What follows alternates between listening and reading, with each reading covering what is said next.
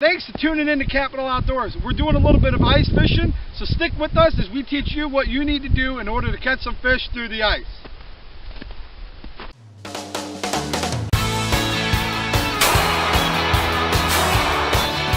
Got it.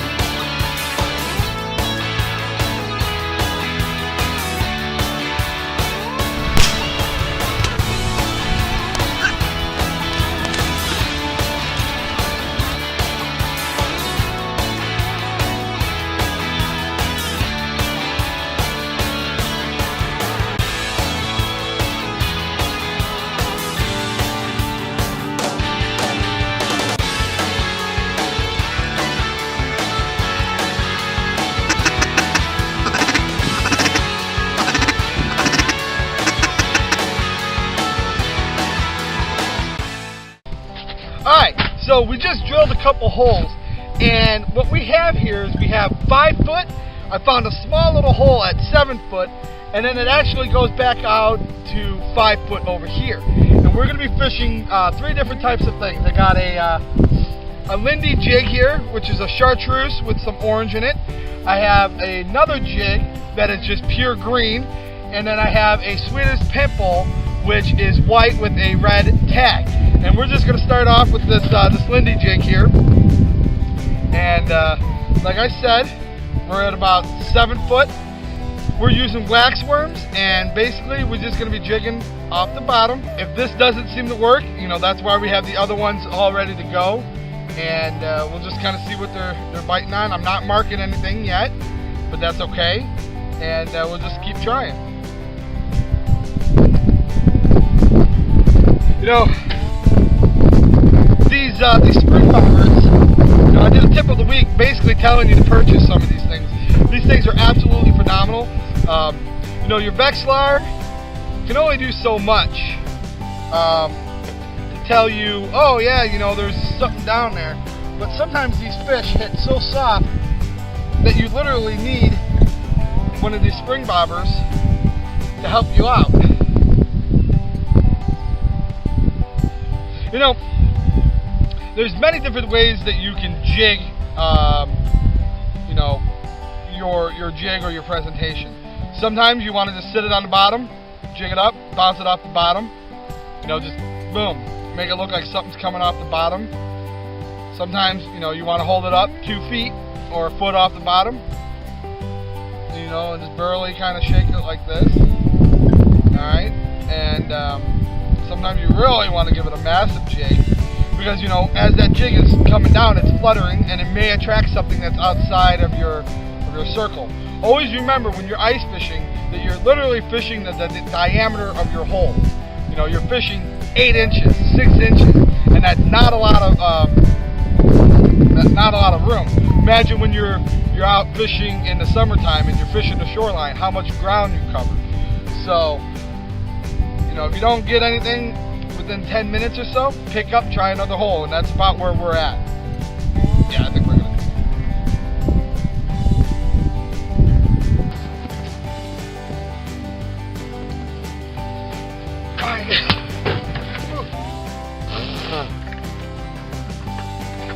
All right, well, don't do that. That's for sure. Okay. So we moved spots. I've actually moved closer to this tree, and again, I'm in 10 foot right where this tree's at, and I'm marking something right now to the bottom. Now it could be branches from this tree, so we're going to start off above it and just jig above this one branch or fish, and it looks to be probably some type of branch or structure underneath the water.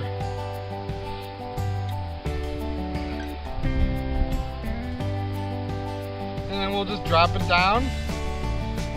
And yeah, it's got to be some type of branch. It's not moving, anything like that. So we'll just keep trying. It has taken me all morning to find these fish. I finally found some at about 8 foot. I was in a hole that was 32 foot, out here 5 foot. Finally found some. couple times they hit me so hard it was like a bass hit.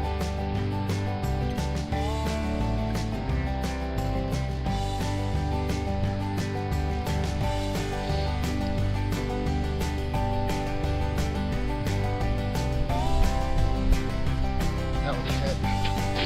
Check my bait.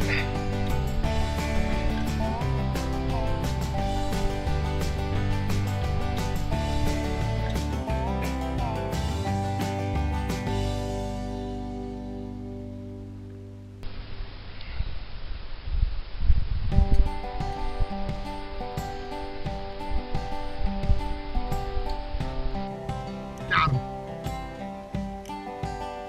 Ah, what a dink. Alright.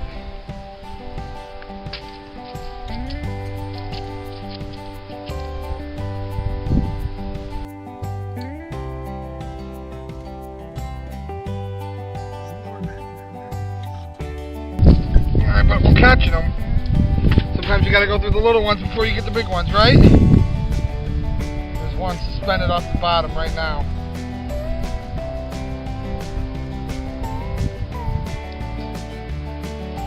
I missed them. That was all me. That was all my fault. Check my bait. I mean, they are stacked right now in here. Come on, buddy. I'm going. I think it's these little gills that are getting me before I even get to the ones that I really know I'm marking. I'm using this Swedish pimple because it's a lot heavier. I'll get down to the bottom where I know the bigger fish are.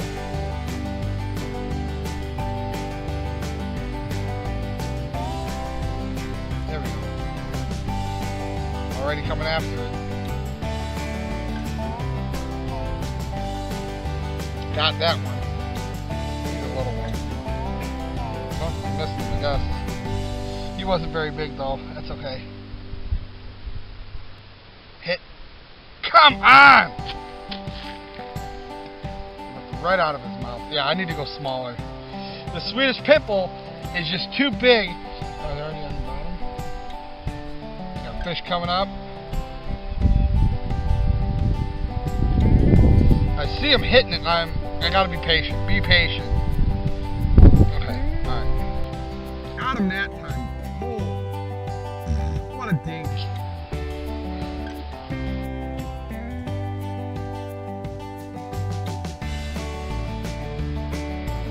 Feels a little bit bigger than the last one. Yeah, he's bigger than the last one, that's for sure.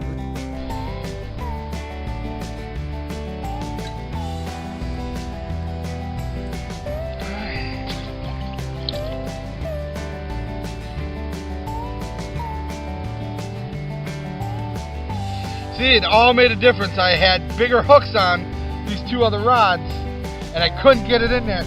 Why? They're smaller fish. This is a little bit better one. Alright, alright.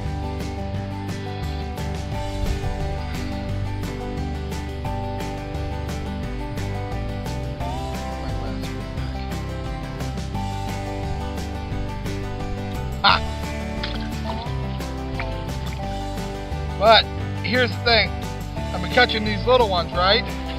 Last couple I finally have gotten more towards the bottom. A little bit bigger.